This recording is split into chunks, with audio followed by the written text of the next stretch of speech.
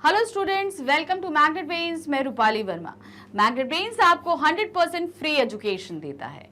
मतलब यहाँ पर आप कोई भी वीडियो कितनी भी बार देखना चाहें, इसके लिए आपको कुछ पेमेंट करने की जरूरत नहीं है। आइए अपनी समस्या को लेकर और समाधान लेकर जाइए, वो भी 100% फ्री। तो यहाँ पर आज जो हम वीडियो लेकर आए हैं, ये हमारे क्लास 4 के प्यारे प्यारे बच्चों के लिए हिंदी व्याकरण का टॉपिक है क्रिया। क्रिया क्या होती है, इसको हम कैसे समझेंगे, कितने तक इसके भेद होते हैं, सभी कुछ बहुत ही आसान तरीके से आज हम समझने वाले हैं। ठीक है, तो शुरू करते हैं कि क्रिया क्या होती है से। तो क्या है, चित्र देखिए तथा जानिए कि कौन क्या कर रहा है। तो अब आप यहाँ पर देख रहे हैं, माली पौधों को, फूलों को लगा रहा है। 4 बच्चे क्रिकेट खेल रहे हैं, 2 बच्चे झूले झूल रहे हैं, 2 बच्चे पतंग उड़ा रहे हैं, 2 औरतें आपस में बातें कर रही हैं। तो यहाँ पर ये सारी क्रियाएं हो रही हैं। कहने का मतलब यहाँ कोई ना कोई कुछ ना कुछ काम को कर रहा है। तो हमने देख लिया क्या क्या कर रहा है। अब इसको यहाँ देखिए, माली पौधा लगा रहा है, तो वहां वो कौन सा काम कर रहा है, लगाने का काम कर रहा है। रवि क्रिकेट खेल रहा है, तो यहाँ क्या काम हो रहा है, खेलने का काम हो रहा है। दिनेश पतंग उड़ा रहा है, तो यहाँ उड़ाने का काम हो रहा है। फूल खिले हैं, तो यहाँ खिलने का काम हो रहा है। बच्चे झूल रहे हैं, तो यहाँ झूलने का काम हो रहा है। महिलाएं बातें कर रही हैं, तो यहाँ बातें करने का काम हो रहा है। आप वीडियो देख रहे हैं, तो ये आप देखने का काम कर रहे हैं। मैं आपको पढ़ा रही हूं, तो मैं पढ़ाने का काम कर रही हूं। तो यहाँ हर कोई कुछ ना कुछ काम कर रहा है। तो यानी कि ये क्या हो गया, काम करना। काम करना हमारा क्या कहलाता है, क्रिया को कहलाता है। जैसे देखिए, क्या तुमने रंगीन शब्दों की विशेषता को समझा। क्या है, सभी रंगीन शब्द किसी ना किसी कार्य को करने या होने का संकेत दे रहे हैं, सभी क्रिया कहलाते हैं। यानी कि जहां पर जो शब्द हमें किसी काम को करने के बारे में बताते हैं, वो क्या कहलाते हैं, क्रिया। जैसे आप बोलोगे हम खाना खा रहे हैं, तो क्या होगा, खाना खाना हमारी क्रिया है। क्यों, क्योंकि यहाँ पे हम किसी काम को कर रहे हैं। आप टीवी देख रहे हो, तो यहाँ पर देखने की क्रिया हो रही है। हम पैदल चल रहे हैं, तो यहाँ चलने की क्रिया हो रही है ना। तो हर व्यक्ति कुछ ना कुछ काम को करता रहता है। जैसे मम्मी खाना बना रही हैं, तो वहां पर पकाने यानी बनाने का काम हो रहा है। पापा दफ्तर जा रहे हैं यानी ऑफिस जा रहे हैं, तो वहां जाने का काम हो रहा है। हम लिख रहे हैं, तो लिखने का काम हो रहा है। तो कभी हम हर समय कोई ना कोई काम को करते रहते हैं, और यही काम करना जिन शब्दों से हमें पता चलता है, वो होती है क्रिया। ठीक है, जैसे यहां देखिए, जिन शब्दों से किसी कार्य का करना या होना पाया जाता है, क्रिया कहलाती है। मतलब जो शब्द हमें काम के होने के बारे में बताते हैं। जैसे मैं खेल रहा हूं, तो खेलना क्या हुआ, हमारा क्रिया। ये मेरी क्रिया को बता रहा है, इसलिए ये क्या शब्द हुआ, क्रिया शब्द हुआ। अब आते हैं बच्चों, क्रिया के लिए, क्रिया के बिना वाक्य अधूरे या अर्थहीन हो जाते हैं। अब देखिए यहाँ पर क्या होगा, अगर हम किसी वाक्य में क्रिया ना लगाएं, तो वो वाक्य अधूरे रहेंगे। जैसे मैं कर रही हूं, मैं यहाँ पर मैं, तो मैं के आगे आपका सेंटेंस क्या है, कुछ नहीं है। मैं मोबाइल, अब आगे क्या है, इसी तरीके से क्या दिया है, माताजी खाना। तो अब ये वाक्य हमारा अधूरा है ना, क्यों, क्योंकि इसके आगे कुछ नहीं है। राहुल पुस्तक, आगे क्रिया नहीं है। माला पत्र, इसके आगे भी क्रिया नहीं है। चिड़िया घोंसला, इसके आगे भी क्रिया नहीं है। तो जब हमने ये शब्द बगैर क्रिया के पढ़े, तो ये क्या, ये सारे वाक्य हमारे अधूरे थे। ये वाक्य बने ही नहीं, एक्चुअली ये सिर्फ शब्द ही रह गए, और इनसे हमें कुछ समझ में नहीं आ रहा है कि कौन क्या कर रहा है। तो क्रिया के बिना हमेशा ही वाक्य अधूरे रहते हैं। अब जैसे ही इन वाक्यों में हम क्रिया को लगा देंगे, तो देखिए ये कैसे पूरे हो जाते हैं। देखिए, ऊपर दिए गए सभी वाक्य अपना अर्थ स्पष्ट नहीं कर पा रहे हैं। यानी कि जो अभी हमने वाक्य पढ़े, वो अपने अर्थ को स्पष्ट नहीं कर पा रहे हैं। लेकिन माता जी खाना पका रही हैं, अब जैसे वहां पे था माता जी, यहाँ पे देखिए माता जी पका रही हैं, तुरंत इसने अपने अर्थ को व्यक्त कर दिया कि माता जी क्या कर रही हैं। राहुल पुस्तक पढ़ रहा है, तो हमें समझ में आ गया कि राहुल पुस्तक के साथ क्या कर रहा है, वो पढ़ रहा है, खेल रहा है, फाड़ रहा है, क्या कर रहा है। हमें तुरंत समझ में आया कि राहुल ने पुस्तक के साथ क्या किया, वो पुस्तक को पढ़ रहा था। माला पत्र लिख रही है, अब माला पत्र अब पत्र क्या है, वो पत्र बना रही है, पत्र उड़ा रही है, पत्र चला रही है, हमें क्या पता। तो अब जैसे ही हमने क्रिया को जोड़ा तो हमें समझ में आ गया कि वो पत्र को लिख रही है। फिर आते हैं चिड़िया घोंसला बना रही है। अब हमने क्या बताया, अब हमें क्या पता चिड़िया क्या कर रही है, चिड़िया घोंसले पर बैठी है, चिड़िया घोंसला लेकर जा रही है, चिड़िया घोंसला तोड़ रही है, क्या कर रही है। अब हमने जैसे ही उसके साथ क्रिया जोड़ी तो हमें समझ में आ गया कि चिड़िया घोंसला को बना रही है। तो यहाँ पर ये जितने रंगीन शब्द हैं ये सभी क्या हैं, क्रिया हैं, जिनसे किसी काम के करने या होने का पता चलता है, वे शब्द क्रिया कहलाते हैं। अब तुम्हें इन वाक्यों में सही अर्थ का ज्ञान हो रहा है, कारण अब इन वाक्यों में क्रिया शब्द जोड़ दिया गया है। जैसे ही जोड़ा जाता है हमें तुरंत समझ में आ जाता है कि इन वाक्यों के साथ क्या हो रहा है। अब यहां देखिए, वाक्य में प्रयोग की जा रही क्रिया एक शब्द की भी हो सकती है और एक से अधिक शब्द की भी हो सकती है।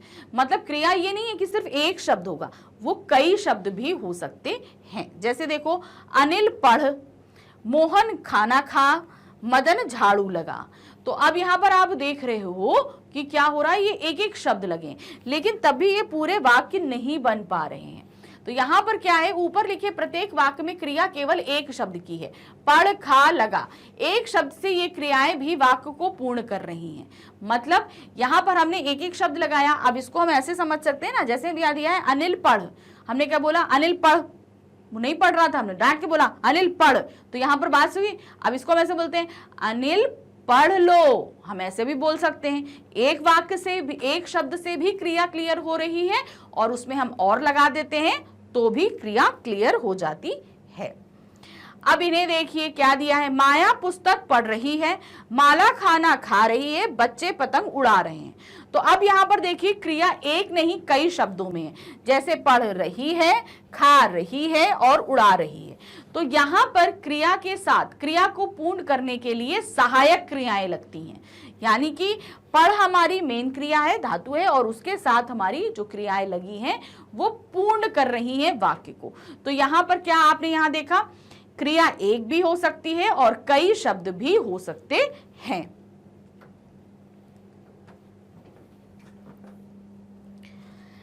इन वाक्यों में क्रिया अनेक शब्दों की है, पढ़ रही है, खा रही है तथा उड़ा रहे हैं।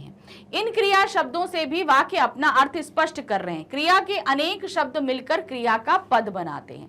जब एक क्रिया होती है तो वो क्रिया हुई, लेकिन जब कई सारी क्रिया मिलती हैं तो वो क्या हो जाता है, क्रिया पद। क्लियर हो गया। आगे बढ़ते हैं, क्रिया के संबंध में ध्यान देने योग्य बातें। अब क्रिया के साथ हमें कुछ चीजें ध्यान देनी।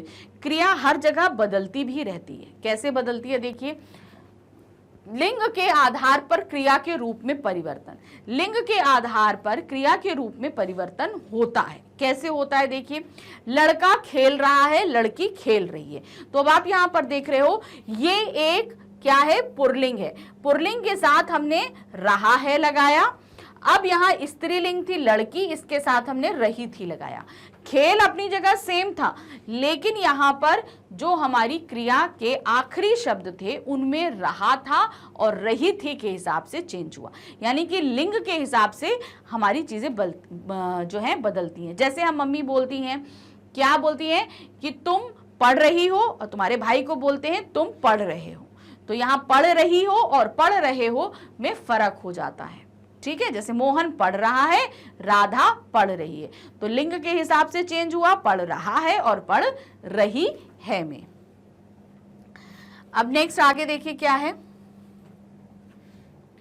इसी में देखिए, भुवन बाजार जा रहा है, भावना बाजार जा रही है। अब भुवन एक लड़का है तो ये पुरलिंग है, तो हमने रहा है लगाया। भावना एक लड़की है तो हमने यहाँ क्या लगाया, रही है लगाया। उसी तरह माता जी खाना खा रही हैं, माता जी स्त्रीलिंग है तो हमने रही हैं लगाया। पिताजी खाना खा रहे हैं, यहाँ पर पिताजी पुरलिंग है इसलिए हमने रहे हैं लगाया।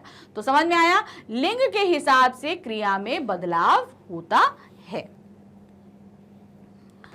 अब आते हैं वचन के आधार पर क्रिया के रूप में परिवर्तन। लिंग के आधार से तो क्रिया बदलती ही बदलती है, मगर आपके वचन से भी क्रियाएं बदलती हैं। जैसे यहां देखो, लड़का पढ़ रहा है, यहाँ एक वचन है, एक लड़का पढ़ रहा है तो हमने क्या लगाया, पढ़ रहा है। अब यहाँ देखो कई सारे पढ़ रहे हैं तो क्या होगा, वे पढ़ रहे हैं। हम ऐसे बोल सकते हैं लड़के पढ़ रहे हैं, हम ऐसे भी बोल सकते हैं ना। तो जहां एक था वहां हम रहा है लगाते हैं, और जहां बहुवचन होता है वहां हम रहे हैं लगाते हैं। जैसे यहां दिया है वह खेलेगा, वे खेलेंगे। तो अब यहां पर देखिए वह एक था तो हमने खेलेगा लगाया, यहां पर कई सारे खेल रहे थे तो हमने क्या लगाया, वे खेलेंगे। तो यहां पर हम एक वचन के लिए और बहुवचन के लिए क्रियाएं बदला कर लगाते हैं, मतलब इनमें बदलाव करके हम लगाते हैं। जैसे मैं चलूंगा, मैं अकेला हूं तो मैं चलूंगा, और जब कई सारे होंगे तो क्या लगेंगे, हम चलेंगे। तो बदलाव हो रहा है। अब देखिए क्रिया का परिवार बहुत बड़ा है, ये क्रियाएं वाक्यों में अपना रूप बदल कर ही आती हैं। हम हमेशा क्रियाओं को बदल कर लगाते हैं। जैसे हम बोलते हैं मैं पढ़ रहा हूं, वो पढ़ती है। अब क्या है, तुम पढ़ो, तुम्हें पढ़ना पड़ेगा। तो कई देखिए यहाँ पे पढ़ शब्द के साथ हमने कितने सारे गए, पढ़ा, पढ़ता, पढ़ती, पढ़ते, पढ़ो। तो यहां पर हमने क्या देखा कि हम क्रिया के रूप में कितने सारे बदलाव कर रहे हैं। तो यहाँ पे कुछ एग्जाम्पल लेकर आए हैं, देखिए इनको ध्यान से कि वाक्य में हम अलग अलग तरीके से लगाते हैं इनको। जैसे रोना, रोना ना, अब इसको हम कैसे लगाते हैं, रोया, रोए, रोएगा, रोएंगे, रोई या रोएंगी।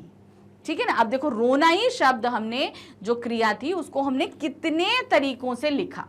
उसी तरीके से लिखना, लिखना, लिखा, लिखे, लिखेगा, लिखेंगे, लिखी या लिखेंगी।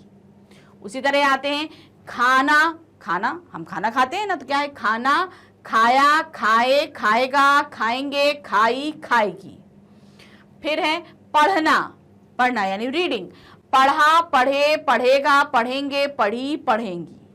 फिर आते हैं हंसना, हंसा, हंसे, हंसेगा, हंसेंगे, हंसी, हंसेंगी। तो यहां पर तो हम कुछ क्रिया शब्दों को लेकर आए थे, ऐसे बहुत सारे शब्द होते हैं जिनको हम वाक्य के हिसाब से बदलते रहते हैं।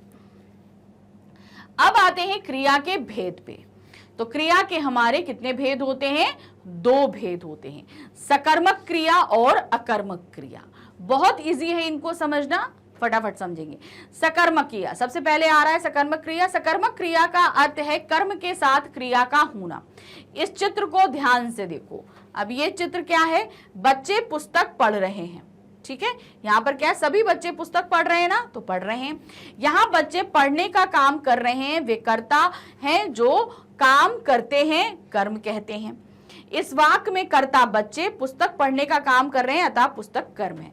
अब इसको इजी वे से हम आपको समझाते हैं। देखिए जहां पर जैसे हैं बच्चे पुस्तक पढ़ रहे हैं, इसको अब हम सकर्मक है या कर्मक है कैसे पता करेंगे। सिंपल है, हम किसी भी प्रश्न में, किसी भी वाक्य में अगर हम पता करें तो आप उसका वाक्य बना लो, जैसे उसका प्रश्न बनाओ। जैसे वाक्य दिया है उसको आप प्रश्न बता लो। जैसे हम बताएंगे बच्चे क्या पढ़ रहे हैं, तो अगर वाक्य में आपको उसका उत्तर मिल रहा है तो आपने क्या लिखा, बच्चे पुस्तक पढ़ रहे हैं। अगर आपको उत्तर मिलता है तो वो क्या है, सकर्मक क्रिया है। अगर आपको उत्तर नहीं मिलता है, यानी कि हम जैसे लिख दें यहाँ पर, आप इसको पुस्तक को ना पढ़ो, जैसे बच्चे पढ़ रहे हैं, ये एक सेंटेंस था। अब आप क्वेश्चन करो बच्चे क्या पढ़ रहे हैं, अब हमें नहीं पता क्या पढ़ रहे हैं, तो क्या होगा, हमें आंसर नहीं मिल रहा है, उस समय अकर्मक क्रिया होगी। अब इसको क्लियरली हम थोड़ा सा आगे आपको और समझाते हैं। जैसे यहां पर देखिए क्या दिया हुआ है, अब नीचे लिखे वाक्य को ध्यान से देखिए। सब्जी वाला सब्जी बेच रहा है, सब्जी वाला करता है, सब्जी कर्म है, बेच रहा क्रिया है। अब कैसे देखिए, यहां पर क्या है, सब्जी वाला सब्जी बेच रहा है। अब हमने यहां पर क्या कर दिया, सब्जी वाला क्या बेच रहा है, तो आपने क्या आंसर दिया, सब्जी वाला सब्जी बेच रहा है। आपको आंसर मिल रहा है, इस वाक्य में आपको क्या हो रहा है, आंसर मिल रहा है, तो आप यहां पर क्या बोलोगे, ये सकर्मक क्रिया है। अब यहां पे सब्जी बेचने का काम कौन कर रहा है, सब्जी वाला, तो वो हमारा कर्ता हुआ। वो क्या बेच रहा है, सब्जी बेच रहा है, इसलिए सब्जी कर्म है। अब वो बेच रहा जो है वो क्रिया है। तो क्रिया क्या होगी हमारी, बेच रहा है। अब हमें पता चल रहा है कि वो क्या बेच रहा है, तो वो हमारा कर्म है, और हमें पता चल रहा है जिस वाक्य में कर्म मौजूद है वो सकर्मक क्रिया कहलाता है। अब नेक्स्ट आते हैं हम अकर्मक क्रिया पे। अब अच्छा, एक उदाहरण और है आपके पास में, चलिए उदाहरण एक और हम देखते हैं क्या है।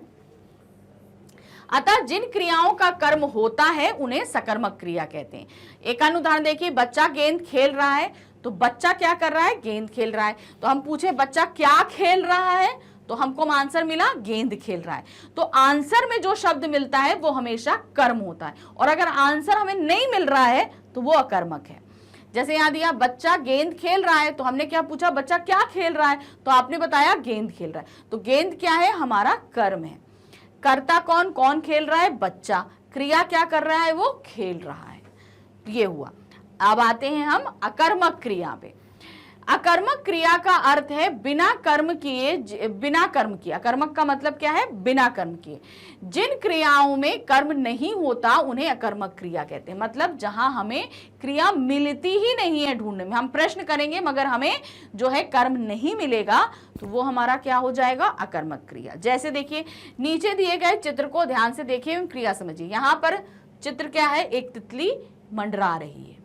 तो अब यहां पर क्या है, तितली, तितली हमारी कौन है, वो मंडरा रही है। तो क्या होगा, वो हमारा जो है कर्ता, तितली कर्ता है। कर्म क्या है, हम पूछे तितली कहाँ मंडरा रही है, क्यों मंडरा रही है, क्या मंडरा रही है, कब मंडरा रही है। हमने इतने सारे क्वेश्चन बोल डाले, क्या इसमें आंसर मिल रहा है हमें, उसका नहीं मिल रहा है। तो ये हमारा क्या होगा, अकर्मक क्रिया। जहां हमें कर्म नहीं मिलता वो हमारा क्या कहलाता है, अकर्मक क्रिया। इसको अब ऐसे समझिए, जैसे हमने लिखा तितली मंडरा रही है। अब दूसरा एक सेंटेंस और हम लिखते हैं, तितली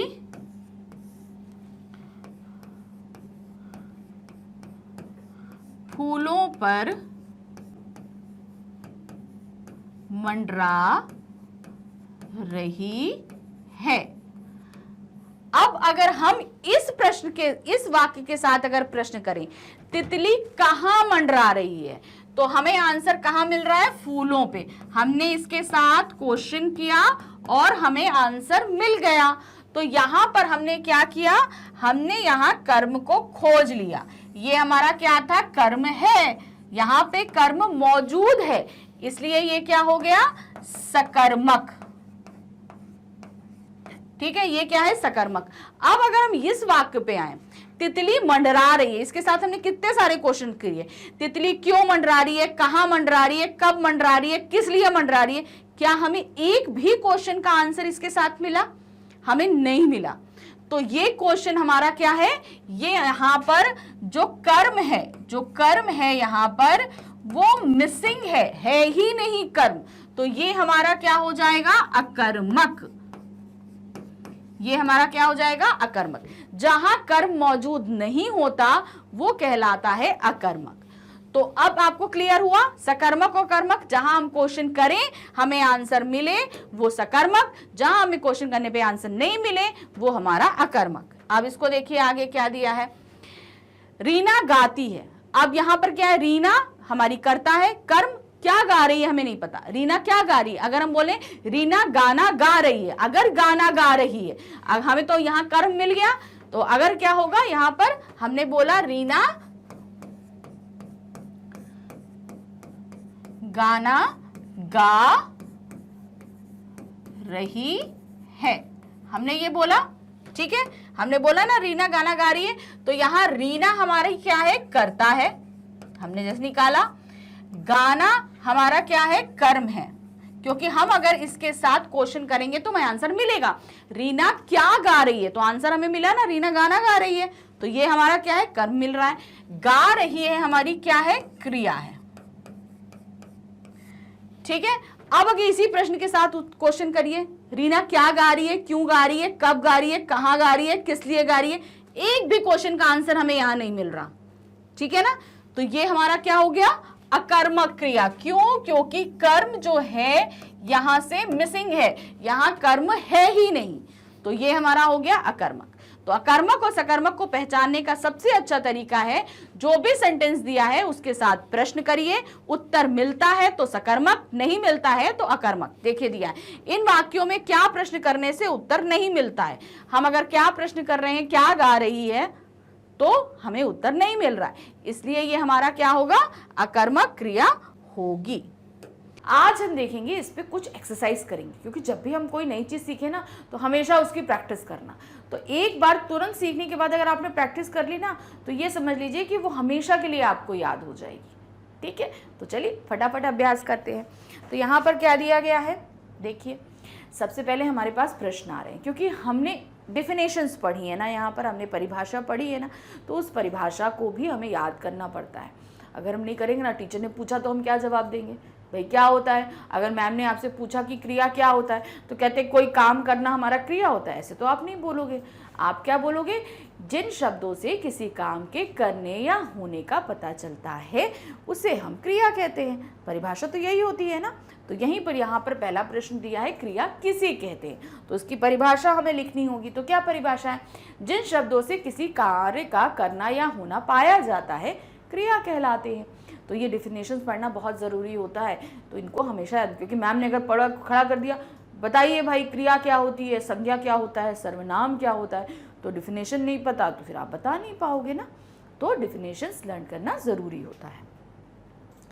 अब आते हैं दूसरा प्रश्न, बिना क्रिया के वाक्य कैसे हो जाते हैं। अगर वाक्य में क्रिया नहीं होगी तो क्या होगा, कैसे हम इसको लिखेंगे। देखिए यहाँ पर क्या दिया है, क्रिया के बिना वाक्य अधूरे व अर्थहीन हो जाते हैं। मतलब उनमें वाक्य में अधूरापन रहेगा, पूरे ही नहीं हो पाएंगे और उनसे कुछ अर्थ भी समझ में नहीं आएगा। कैसे, चलो देखते हैं। माताजी खाना, क्रिया आगे क्या थी, बना रही हैं। आगे की क्रिया हमारी क्या है, जो गायब है वो है बना रही हैं। ठीक है, या पका रही हैं, हम इसको ऐसे भी लिख सकते हैं। क्या लिख सकते हैं, पका रही हैं। माताजी खाना पका रही हैं। तो अब आपने देखा यहाँ पे क्रिया गायब थी, तो ये वाक्य कोई अर्थ दे रहा था, नहीं दे रहा था। माताजी खाना, आगे हमें पता ही नहीं चला कि माताजी क्या खाना क्या कर रही हैं, खा रही हैं, पका रही हैं, रख रही हैं, समेट रही हैं, खिला रही हैं, कुछ पता नहीं है हमें। फिर दूसरा है राहुल पुस्तक, अब आगे इसके क्रिया गायब है ना क्रिया, तो यहाँ पर क्या आएगी, राहुल पुस्तक पढ़ रहा है, हमने आगे लिख दिया पढ़ रहा है।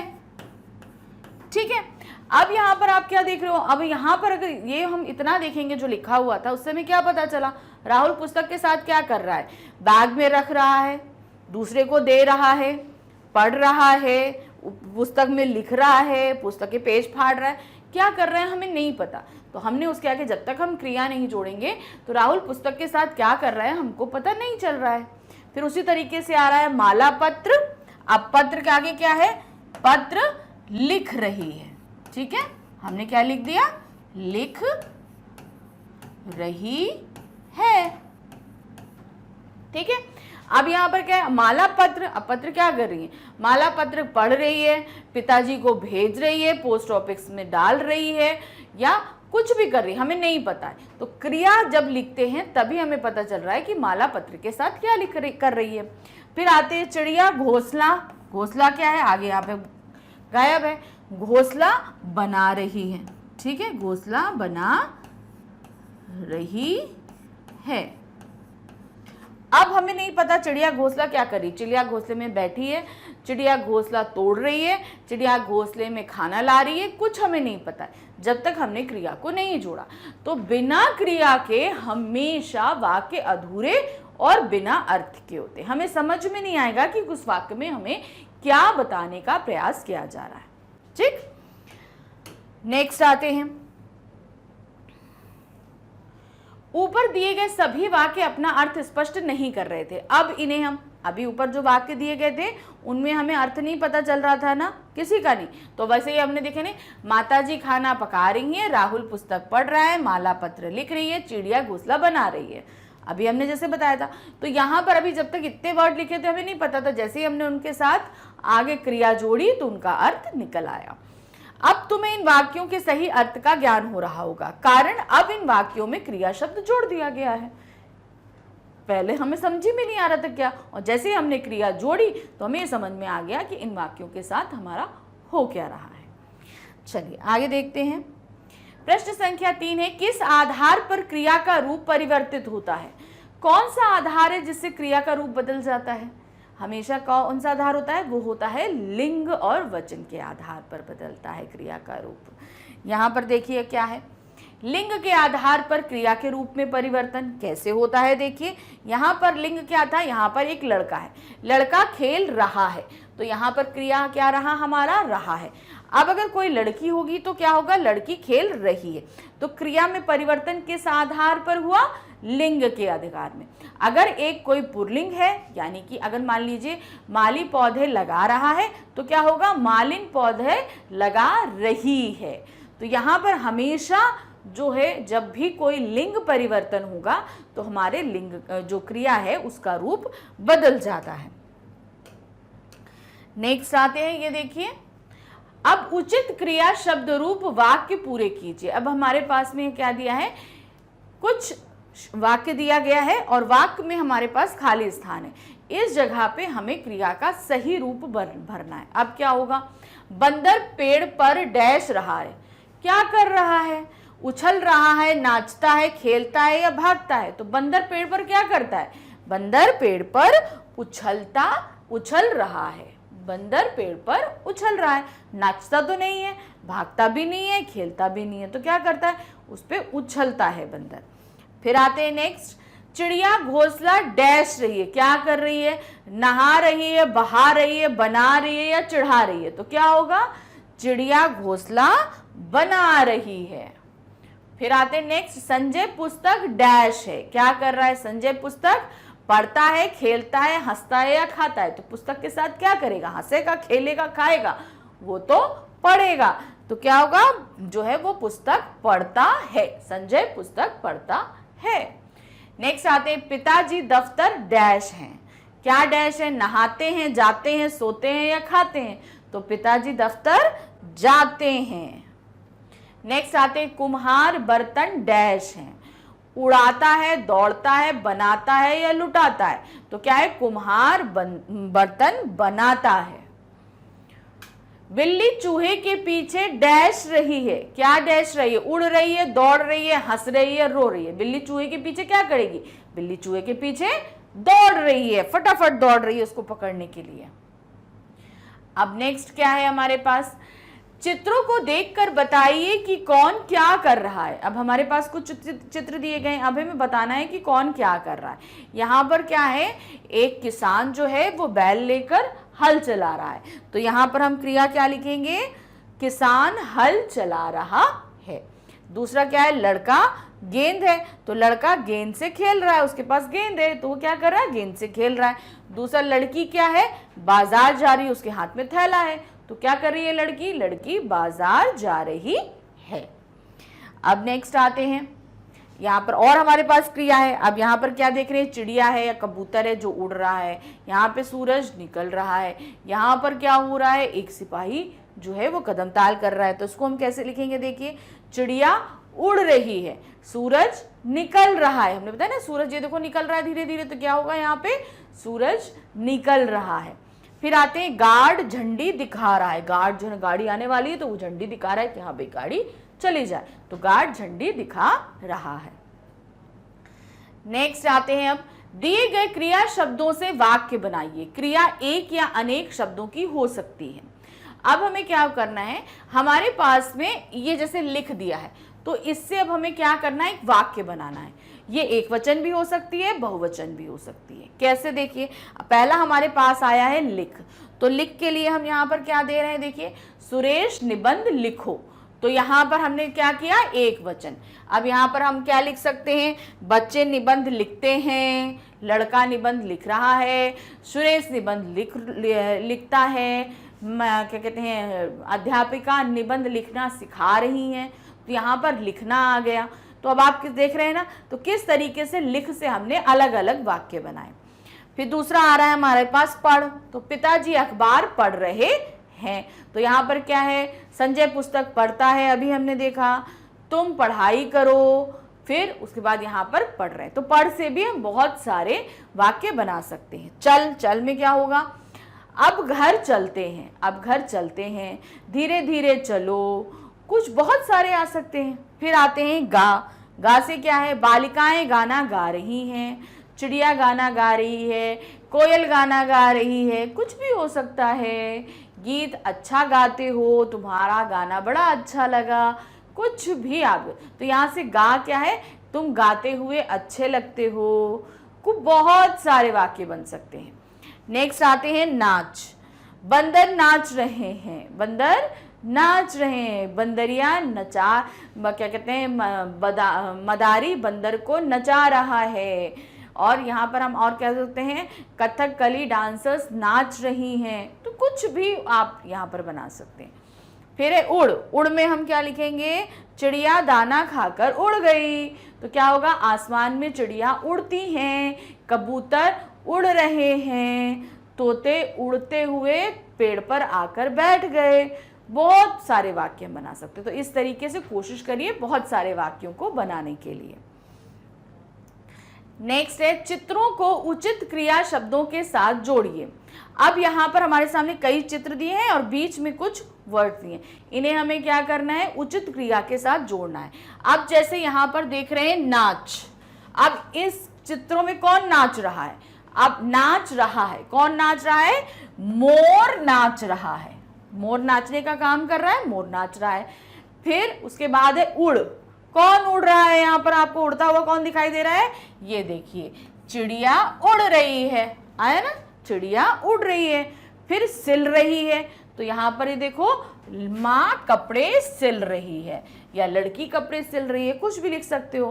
फिर है धो रहा है, तो यहाँ पर देखो ये धोने का काम कर रहा है ना, तो यहाँ क्या आएगा, धोबी कपड़े धो रहा है। फिर आते हैं चुग रहा है, अब यहाँ पर क्या है, कबूतर दाना चुग रहा है। फिर भौंक रहा है, तो यहाँ क्या होगा, कुत्ता भौंक रहा है। तो इस तरीके से हम सारे चित्रों के साथ उनके क्रिया शब्दों को जोड़ देंगे। अब फिर से हम एक बार देखते हैं, देखिए सबके सामने हमने लिख दिया, ये देखिए। तो यहाँ पर क्या होगा, मोर क्या है, नाच रहा है, चिड़िया उड़ रही है, माँ कपड़े सिल रही है, फिर धोबी कपड़े धो रहा है, कबूतर दाना चुग रहा है, कुत्ता भौंक रहा है। तो इसके साथ हमने सारे क्रिया शब्दों को जोड़ दिया। अब नेक्स्ट आते हैं, क्या है, रेखांकित क्रियाओं के भेद बताइए कि वे सकर्मक हैं या अकर्मक हैं। तो हमने क्या बताया था सकर्मक अकर्मक जोड़ने के लिए, कि हम क्रिया के साथ जब प्रश्न करते हैं, अगर उस प्रश्न का उत्तर हमें उस वाक्य में मिलता है, जो वाक्य हमारे सामने मौजूद है, तो वो सकर्मक है, और अगर नहीं मिल रहा है तो वो क्या होगा, अकर्मक होगी। कैसे, देखिए, यानी कि जहां पर वाक्य में कर्म दिया रहता है वो सकर्मक रहती है, और जहां कर्म नहीं दिया रहता वो क्या रहती है, अकर्मक रहती है। तो अब आप दे रहे हैं, गाय घास चरती है। अगर हम क्वेश्चन बनाएं इसका, तो क्या होगा, गाय क्या चरती है। आपको उत्तर मिला, इस वाक्य से उत्तर मिल रहा है ना, गाय क्या चरती है, गाय घास चरती है। तो अगर हमें उत्तर मिलता है तो वहां पर क्या हो जाता है, सकर्मक, क्योंकि यहाँ पर कर्म क्या है, घास। यहाँ पर गाय क्या कर्म कर रही है, घास को चरने का कर्म कर रही है, तो ये क्या है, सकर्मक क्रिया है। फिर दूसरा आते हैं, बच्चा हंसता है। अब बच्चा हंसता है, बच्चा क्या हंसता है, कैसे हंसता है, क्यों हंसता है। हमने इतने सारे क्वेश्चन किए, किसी का उत्तर हमको मिला, तो ये हमारा क्या होगा, अकर्मक क्रिया होगी। जहां पे हमें कर्म नहीं मिलता वहां पे क्या हो जाता है, अकर्मक क्रिया हो जाती है। फिर आते हैं, बच्चा पुस्तक पढ़ रहा है। अब यहाँ पर पढ़ रहा है, तो अब हमने क्वेश्चन किया, चलिए क्या होगा, बच्चा क्या पढ़ रहा है, तो हमें उत्तर मिला, बच्चा क्या पढ़ रहा है, पुस्तक पढ़ रहा है। तो यहाँ पे हमें उत्तर मिल गया, तो यहाँ पर ये क्या हो जाएगा, ये हो जाएगा सकर्मक क्रिया। सिंपल है, प्रश्न बनाइए, तो यहाँ पर कर्म क्या है, हमारी पुस्तक, किसको पढ़ने का काम हो रहा है, पुस्तक को पढ़ने का काम हो रहा है। फिर आते हैं, माँ ने बेटे को तरबूज खिलाया। अब यहाँ पर क्वेश्चन करो, माँ ने बेटे को क्या खिलाया, उत्तर मिल रहा है, माँ ने बेटे को क्या खिलाया, माँ ने बेटे को तरबूज खिलाया। तो तरबूज हमारा क्या हो गया, कर्म। तो तो ये हमारा क्या है, सकर्मक क्रिया है। ये देखिए, फिर है गिलहरी पेड़ पर चढ़ी। गिलहरी कहाँ चढ़ी, हमने क्या बोला, गिलहरी कहाँ चढ़ी, तो आपको उत्तर मिला कहाँ चढ़ी, पेड़ पर चढ़ी। तो ये हमारा क्या है, सकर्मक क्रिया। क्यों, क्योंकि हमें पेड़ पर चढ़ने की कर्म हमें मिल गया। तो जहां हमें किसी भी कोई भी वाक्य हो, आप सिंपल उससे कोई क्वेश्चन बनाने की कोशिश कीजिए। अगर उस क्वेश्चन का उत्तर आपको उस वाक्य में मिलता है तो वो सकर्मक है, और अगर आपको उत्तर नहीं मिल रहा तो वह कर्मक है, जैसे मैंने अभी आपको यहाँ पर बता दिया। तो इस तरीके से हमने देख लिया कि हम क्रिया कैसे हम करते हैं। तो इसी तरीके से अगर आप प्रैक्टिस करोगे ना तो सकर्मक कर्मक क्रिया को लेकर आपके जितने भी कंफ्यूजन है वो पूरी तरीके से क्लियर हो जाएंगे। आपको कहीं कोई टेंशन नहीं आएगी कि अरे ये सकर्मक है अकर्मक है, हम इसको कैसे लिखें, कोई टेंशन नहीं करनी, फटाफट आप कर लोगे। ठीक है, तो मैग्नेट ब्रेन्स पर आपको 100% फ्री एजुकेशन दी जाती है। इस एजुकेशन के सारे ही वीडियो जितने भी आपको मिलते हैं वो सभी 100% फ्री होते हैं। आपको यहाँ पर ना कोई पैकेज लेना है, ना कोई कूपन लेना है, ना कोई पेमेंट करना है। ये सारे ही फ्री वीडियोस आपको यूट्यूब पे, हमारी वेबसाइट पे और हमारे ऐप पे 100% फ्री मिलते हैं। डेली अपडेट्स के लिए आप हमारे social accounts Facebook, WhatsApp, Instagram और टेलीग्राम पर भी जुड़ सकते हैं। आपके सब्जेक्ट या क्लास से रिगार्डिंग जो भी अपडेट्स होंगी वो आप यहाँ से प्राप्त कर सकते हैं। Thank you for watching, bye bye.